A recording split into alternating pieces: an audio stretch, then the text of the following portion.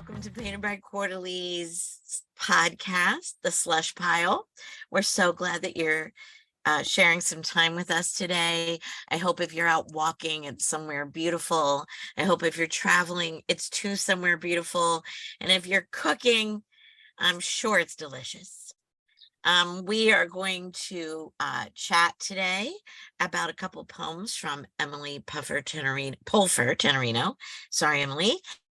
And the we is comprised of a pretty nice group today. I'm so excited. This is going to be fun.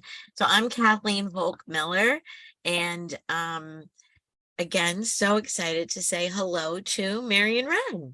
Hello, friends and family and slushy crew. It's been a minute since I've been with this gang, and I'm so delighted to be back and talking about poems. I'm here in Abu Dhabi, but headed back to the US and bouncing back and forth because clearly it's the edge of the pandemic and we're able to move around the world with a little bit more ease. So I'm gonna bounce it to Samantha. Hi, Samantha.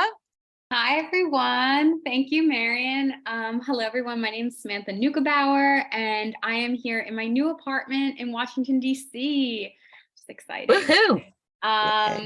And I'm going to pass it to our northern neighbor, Dagny.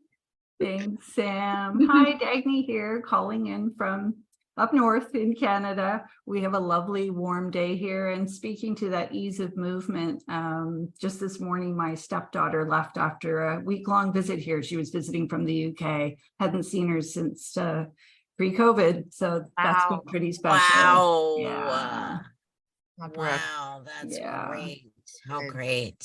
So I'm gonna bounce it to sound engineer Anthony because I think our Jason can't speak. I'm a little under the weather, but I can still participate. And thanks for I won't make anyone else sick. Thank you for not making me feel bad because I was not sure to hand it to Jason afterwards or not. But hi, I'm Anthony L, and I think today's a pretty nice day outside. 71 degrees, it says on my phone. I've been pretty much running around everywhere, so this is my first time sitting down, but excited to be here as always. Yay. I was gonna say, isn't that sad that you know what the weather's like? You look at your phone. Slushies, what you can't see is there's a window right behind Anthony's head too. Well, that's why he said he thinks it's nice. He Right. did look out the window. Right, I've exactly. gotten changed twice today. I don't know what's happening. It looks like it's pretty warm, but it's very windy, very breezy. But Jason's voice will sound unlike what it usually does, Slushies, those who know him. So the croaky one is Jason today. Hi, And Jason. That is me. I'm croaking. yeah, and this is going to be great. We're discussing the work of Emily Pulfer-Terino. We have two poems today. And can I voluntold you, Dagny? Oh, sure. Thank you. All right. Oh, and there is kind of a reference at the top of it. Do we want to do it first? I would actually read the title and then we read the epigraph. Yeah. And we can go right into the epigraph. Okay. All right. Yeah. Grunge and glory. Epigraph. You're kidding. Tell me you're kidding. At least I'll know where to find my new wardrobe this year in the nearest dumpster. Talk about the emperor's new clothes. Tisk, tisk. From a letter to the editor in Vogue, US, February 1993. What's more glorious than a girl in a field, curled in the whorl of a deer bed, alfalfa haloing her dreams of fashion magazines, while she plies matted hay, untatting her world? Bales score the landscape, parceling endlessness, parsing this solo tableau, while her heroes wrench their music into being in Seattle, gray, time zones away. What's grunge, if not her dense crochet of cast-off couture, curated from dumpsters and worn with a frisson of pride and shame? Flowering nightgown, old ski boots, sweater turned lace in places by moths and age. And this field, like where models pose in Vogue, each page itself a piece of land and an ethos framed inside a storyboard. Nice, thank you. A very pleasurable poem to read. The language in it is really lovely. There's kind of just this wonderful flow to it. The kind of rhymes that come in the middle of lines, and just a real attention to sound in it that I love. Yeah, that's what I kept thinking. Great words. Great words. Yeah, like beautiful word choices, neat word choices. Yeah. And I love the project of it, right? So it's sort of, it is an ekphrastic, but it's ekphrastic to a magazine layout and the response from a reader to a magazine layout, right? Like that seems like such a cool approach to the problem of like the air quotes on problem of pop culture and poetry. So if I'm understanding that correctly, right? Like the poem is really about this layout, right? Absolutely. And I think calling it an ekphrastic, Marian, I mean, that's such a good point, because photography is an art form. Magazine layouts by extension, especially ones focused on aesthetic fashion, is another type of art form. So yeah, it is an ekphrastic. I think that's a great way of looking at it. And I certainly read it the way you're reading it.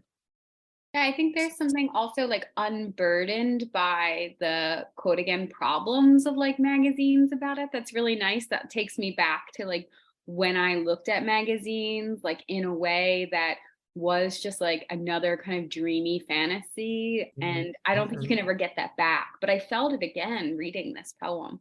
Yeah, I know what you mean. It definitely evokes something that way. I remember I had older male cousins who came to visit when I was turning like 16 or 17, and they brought, I think it was a European Vogue.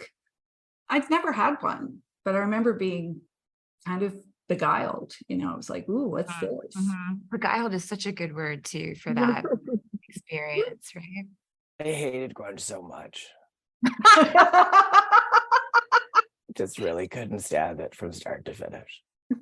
Oh, come on. I bet you looked really hot in a sleeveless flannel. Oh, no.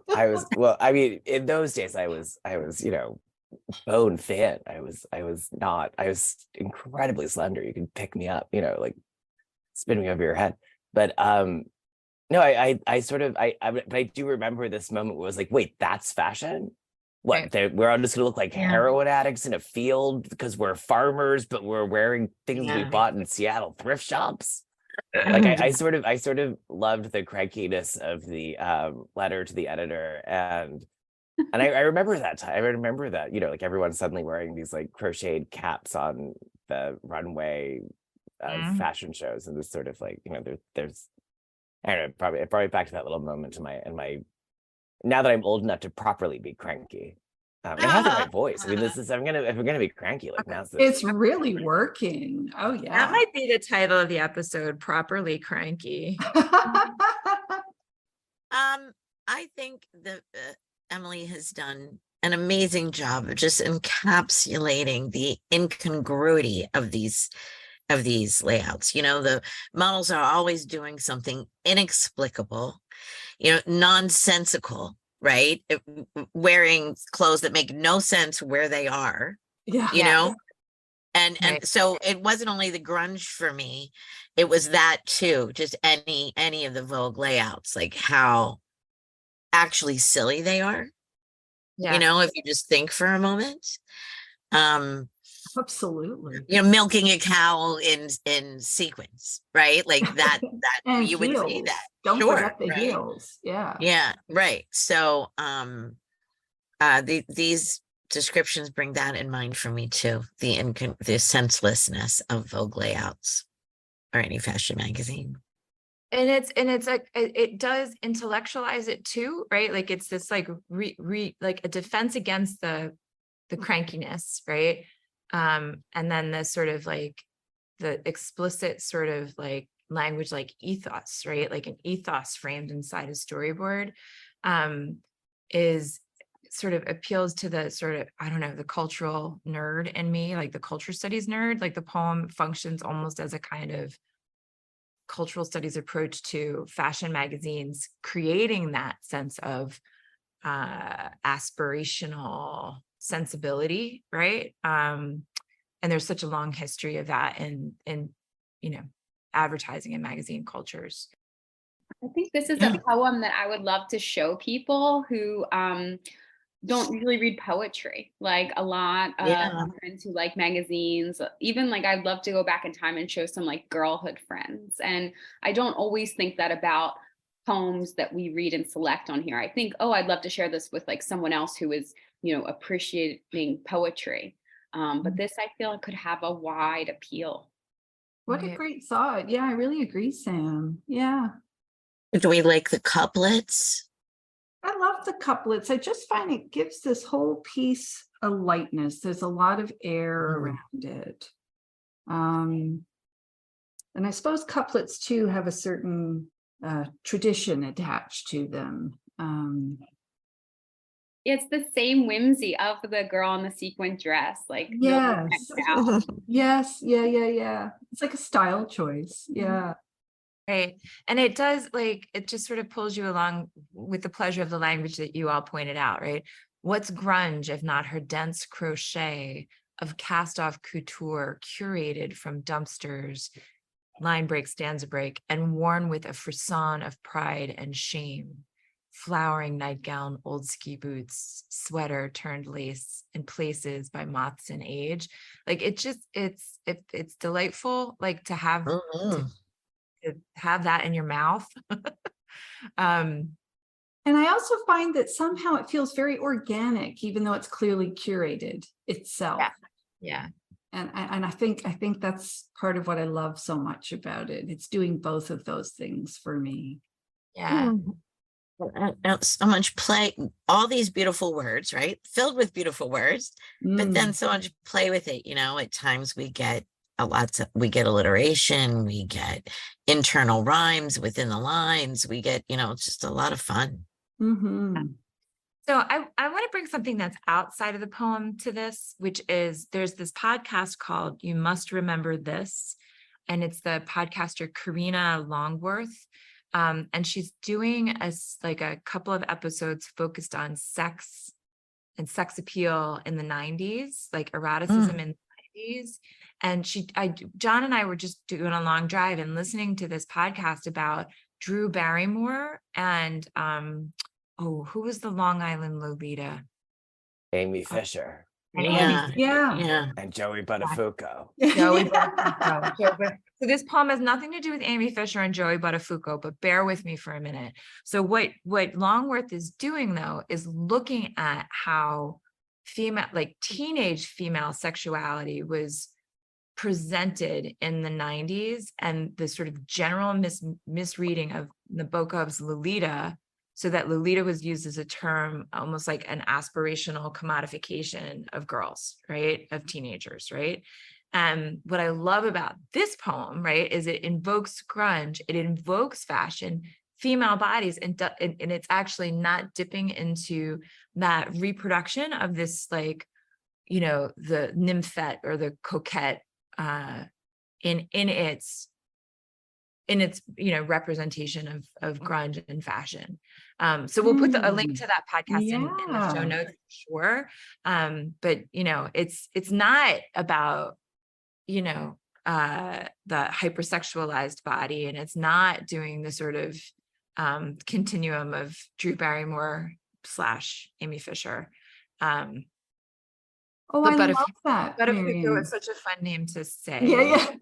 Well, Jason just nailed it. Yeah. But yeah, I love this point. It's so true. There's nothing sexualized about this poem at all. It's very much about the poet's project in undertaking this poem, and that's what's delivered and felt. Yeah.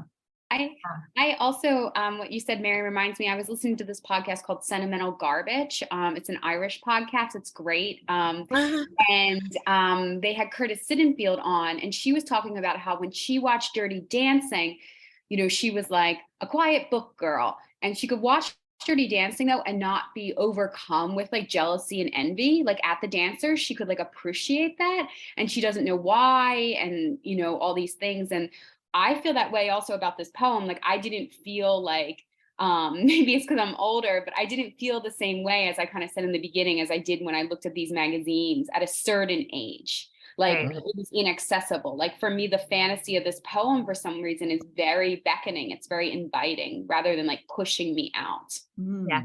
Well said, Sam. Yeah. So I think, I don't know, all y'all, are we ready to vote? I think so. Yeah. Oh, what are we gonna Slushies? We had to shut our cameras off because we were having technical difficulties and now we can't see each other. So are we gonna jump in the chat, y'all? Or instead of Yeah. thumbs, or you want? Sounds good. All right, 1, 2, 3, vote, and it's unanimous. It's like an abacus. I love it. Wonderful, wonderful, wonderful. Thank you so much. And now Marion and Sam have to duke it out. Who's feeling more like reading right now? Sam, Samantha, are you feeling like reading or can I grab it? I think you can grab it. All right. So Okay. lovely, lovely, lovely, lovely. Okay. So I'm going to grab it. And Emily Pulfer-Terino, thank you for reminding me of the great chain of being, right? So the title of this poem is Scala Naturae, which refers to the great chain of being. And I hope I'm pronouncing that correctly. All right. So Scala Naturae. Well, Slushies, forgive me for my mispronunciations. Like prying pods of milkweed, so those astral seeds effuse, unseeming magazine ads for perfume. Anointing my wrists with scented glue, running each over the edge of a page, testing scents I aspire to buy and classifying my olfactory taxonomy. Grass evoked the world I'd known with hints of rain and magnolia, slight as fog above an unmown field. DNA's rosemary, oak moss, and mint, ancient and clear as purpose. Glass spiraled bottles signifying sentience and enduring iteration, both ethereal and hyper-real. Destiny offered apricots, orchids, and roses. Bottle opaque as an eyelid. Veil of petal sheer as promise. Samsara was amber, sandalwood, lang lang, peach, syllabically lulling, its S and A extending, repeating, suggesting endlessness. Cycle of birth and death rebranded as serenity in ongoingness. Angels burst of praline and patchouli lit the crystal facets of that star, making heaven of my pulse and ordinary air. Oh, Love that's gorgeous. Oh I yeah. would just like to take a bath in that poem, please. Right. And with It is. reading. I have to say, I'm so struck at how difficult it is and how rare it is to write well about scent. And this poem does that. Like, talk about a bold move. Like, I mean, and Slushies, think about that. Like, how many poems do you know that really capture scent, right? In a powerful way. And throughout the entire piece, it's not like it's just a moment. Yeah, exactly. And Right. It's a reflection on it's like it is making sense of scent as the poem, which holy schmazzoli, that's ambitious. ambitious and it's beguiling. There's that word again. I'm just beguiling. Double down on beguiling. Yeah. Yeah. Honestly, when I said I would like to take a bath in that poem with, it just hearing it over and over again, it's just sensuous, those sounds. Like, usually I have a strong reaction to list poems, a negative one, right? And this feels like it deserves every list that it does give us, because the choices are so extraordinary. Mm-hmm. So I don't know if anybody else feels this, but the fact that Jason is on the call and unable to speak, I feel like I'm having a conversation in my head with him. And What am I saying? I don't know. I'm like, do you have a strong adverse reaction to list poems? I often do. Well, I often have a strong adverse reaction to anaphora. The list poems would always begin with kind of like the same thing, where I kind of start skipping the repeated part because I just want to get to the thing at the end. But with this one, no, I was kind of tumbling through it. I was really disoriented in this kind of really pleasurable way, and thinking about the ways in which, sorry, I missed the mute button. That disorientation is a kind of orientation. Yes.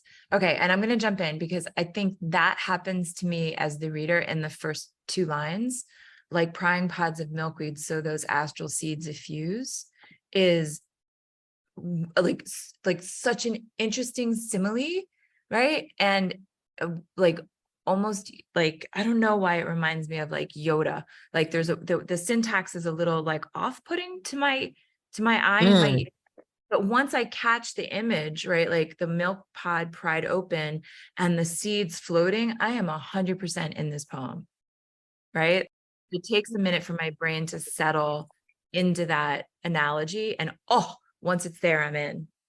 And then there you are with anointing of the wrist with scented glue. I mean, I can feel it, I can picture it. I know the action required that unseaming Right. the magazine ads to anoint the wrist, and then it just opens up this entire sensory experience, which is all around the smell, the scent. And Dagny, that's the thing. I think in like old school publishing, those were called like those old flyers that would be tucked in a magazine were called blow-ins, right? Because when she would like open up the magazine, shit would fall out. That was like on purpose, right? So you would bend down and get whatever the ad is. So the perfume ads too, right? Like I really like this preoccupation with material culture, commercial consumer culture, and the magazine as the object for all of this reverie.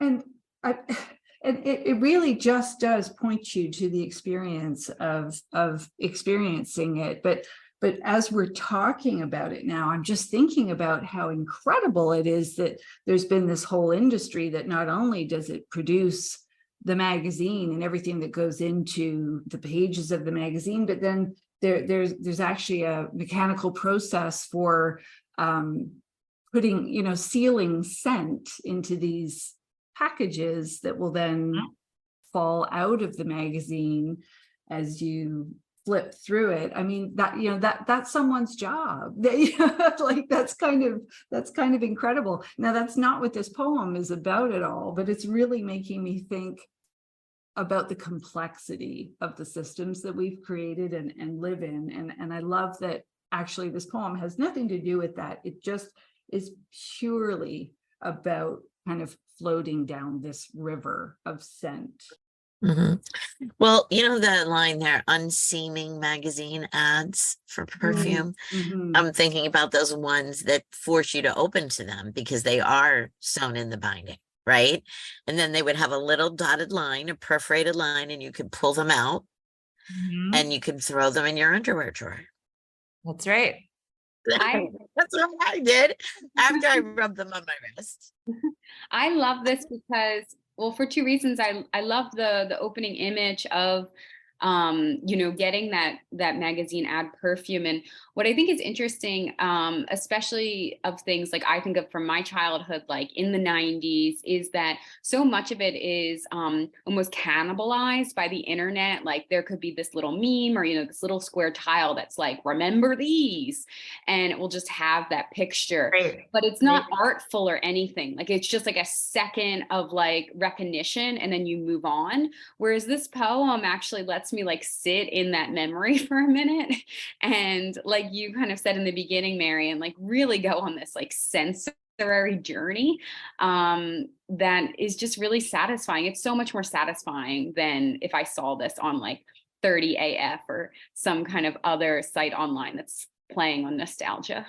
And thanks, Samantha, I love that, right? It does play on nostalgia, but it does so by, I mean, look at that last line, right? Making heaven of my pulse and ordinary air, right? Like that goes what I think what Kathy was saying too about the sort of the real specialness of like prying open those scents, right? From those like little cardboard inserts, smelling it and then keeping it in your underwear drawer, right?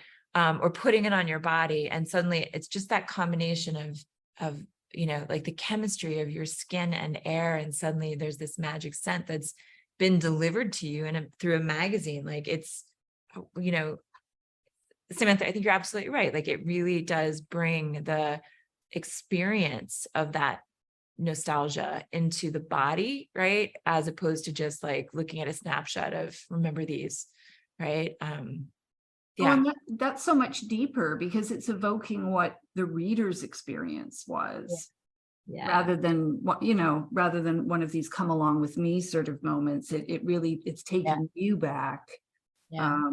And I just love that gentle slant rhyme with the last two lines as well, that makes that final line feel a little bit more special too. It's a lovely way to wrap it up. Of lit the crystal facets of that star, making heaven of my pulse in ordinary air. So good. Are you familiar? Because Angel, I know, is a Mugler scent, and that's describing the bottle. Do you know the different scents? Are you familiar with like grass and DNA and samsara? Believe it or not, I was just at a perfumery in Cairo, and I went as such a raging tourist and got, sort of upsold into these scents. And it really went down the list. Like, here's the scent, here's samsara, right? And so yes, but I'm no expert in them. How about you, Jason? They're women's scents. So I would know, I know the Mugler men's line. I don't know the. Yeah. I recognize samsara, but not the others. I really I like don't know scents. anything. I'm one of those people that's worn the same thing for 30 years. So I don't know any of them. Oh, do tell then. Right? No, I don't know any of them because I've only worn one scent for But my you must tell us what your one scent Yeah, is. what's your scent? Oh, Yeah. sure. Oh, it's laughable compared to these, but it's white musk from the Body Shop. Yes, it is. Yeah. Well, and it's on that note, like at this perfumery place, they were like giving you the essential scent, right? So like the Lang Lang, for instance, they were like, here's Magnolia, here's Lang Lang. So you can get those scents, right? But then they were like, and then we can imitate any scent that's on the market. So what's the Joe Malone? They're like, here's Joe Malone. Oh yeah, Joe Malone. Joe Malone is what I have. Yeah. Is that your scent? Okay. It's a citrus one from Joe Malone's line. Yeah. Yeah. So Kathy, like that was the other thing that they were offering. They were like, here are like the basic scents, and then we can do any combination and imitate any of the fanciest possible brands that you want, but put it in your own glass bottle and send you away with it. And I didn't know what to ask for because I don't know the scents, right? So to Jason's question. That's cool though. That's cool. That would be a lot of fun. Do you guys want to vote? Yeah, let's go and let's get you out of here, right? We can wrap the show, I think. Well, okay, Slushies, I think that we already know how this vote's going to go, but we should vote, and we'll put it in the chat again since we can't see each other right now. You ready? Vote. And oh my goodness, it might be no surprise whatsoever to Emily Pulfer-Terino or Slushies, but we have voted unanimously yes again. Yahoo! Thank you so much, Emily Pulfer-Terino, for allowing us to discuss them on the show and for thinking of us in the first place. And we are honored to publish these two poems. Thank you so much. Yay! Thank you, gang, for putting up with technical difficulties today and for being here. It was really nice to have a larger group today. Oh, yeah. Yeah. Glad everybody came. Yeah. Thank you so much. And Slushies, let us know how we're doing and keep on reading. Woohoo!